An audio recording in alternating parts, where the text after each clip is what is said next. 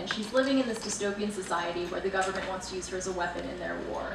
And she basically has to make a choice. Does she want to fight back for the first time in her life, or is she going to let them use her as a weapon? And it basically follows her journey of self-discovery and in trying to find herself. I mean, she's been branded a monster her entire life.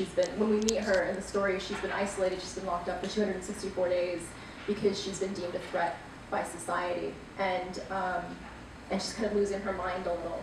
And she's basically just a girl trying to find herself in a society trying to tell her who to be.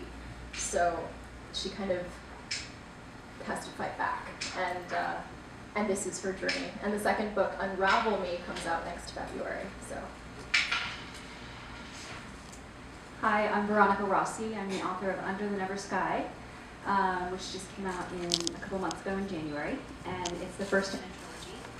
It's a post-apocalyptic story. It's set in a future that has been completely devastated by these electrical storms, and people have had to divide into two groups. Some people, the very fortunate, have taken shelter in these enclosed cities. And the story is about Arya, who comes from within. And within these cities, it's a very confined space. So they spend a lot of their time in these virtual landscapes called realms, which is sort of like, I try to just turn off. Did that just turn off? It's different. Oh, is it? Okay. I kind of describe it as sort of like as the Matrix. It's like an internet the way we know it, but fully dimensional. So if you could Google Hawaii and not just have the page come up, but there's a device. This keeps going on. Oh no, I'm sorry. Okay, I'll just speak up. But if you could actually like be transported and feel like you're there. And so her existence is very much integrated with technology. It's very edited. She doesn't, she's never experienced real fear. She's never experienced real pain. And so, as it happens, we can't keep this lovely girl in this comfortable situation. She's accused of a crime and she's cast out and banished to the outer world. And on the outside, it's very much the opposite. It's a very harsh, like survival of the fittest situation. People have reverted into these very primitive tribal societies, and Arya she's not going to be able to live out there. She doesn't have the immunities, the natural immunities to survive on the outside. So it's kind of a race where she's searching to find a way back home. She's searching for a way to prove her innocence. I've been telling you about her story, but it's actually also the story of one of these outsiders named Peregrine. And it's an adventure, and it's a love story, and it's about these two characters that are thrown together, and they have to both find a way to work together.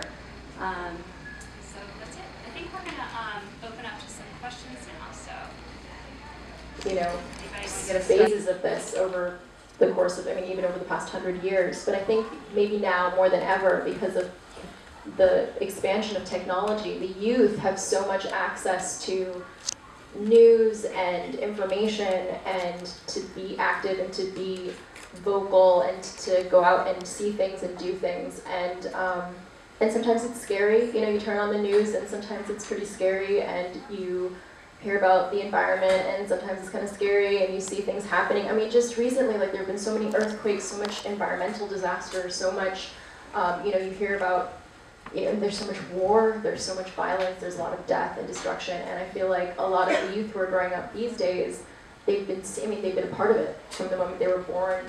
They've seen it, and it's something that you think about. You wonder about your future, you wonder about where you're going, and you question what might happen and what your role will be in all of that. And so I think there's definitely something in this kind of fiction that speaks to that.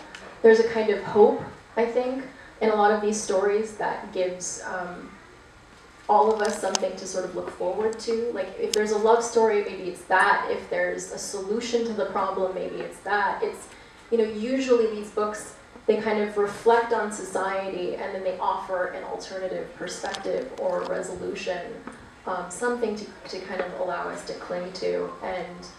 the youth are so intelligent. I mean, it's remarkable what their capacity is. Their capacity for violence, for love, for compassion, and their depth of understanding is just really profound. And I feel like they read these books and they connect to them and it makes them think. And I think it's critical because of our time, the time that we're in right now. So.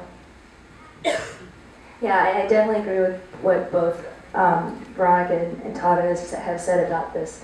And you know, aside from the fact that the world's ending this year, I'm sure that is in the back of our heads. We're like, okay, the apocalypse is coming.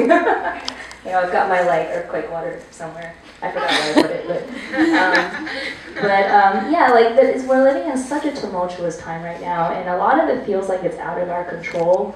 Like and it's kind of frustrating because, you know, you feel like you work so hard and maybe it doesn't matter because the economy, you know, goes to crap or whatever, and you know, there's wars, there's real life dystopia in the world, and everything feels so extreme. And especially for young people, their lives everything is like an extreme anyway, because there's, you know, first loves and first everythings, and I think it kind of shows through in dystopia more than a lot of genres, just because of the nature of it. And also, like, I think there's a difference between adult dystopian and young adult dystopian, because adult dystopian feels a lot darker than young adult. I mean, you've got like The Road, and you've got like 1984, which is like super depressing, and it's just like you just feel like there's just no hope. But with YA, like there's like a lot of the stories have hope, so I think it's helpful for people to see these characters who are able to take control in such a time when you feel like you have no control, and kind of gives, at least for me, it gives me some hope that, okay, even though everything in the world, or you know, a lot of things in the world are going wrong, maybe there's a chance that we actually do have control over it and can do something about it. So I think maybe that speaks to people on some level. Yeah. I'm kind of the odd one out here because my book's actually not a dystopian or set in the future.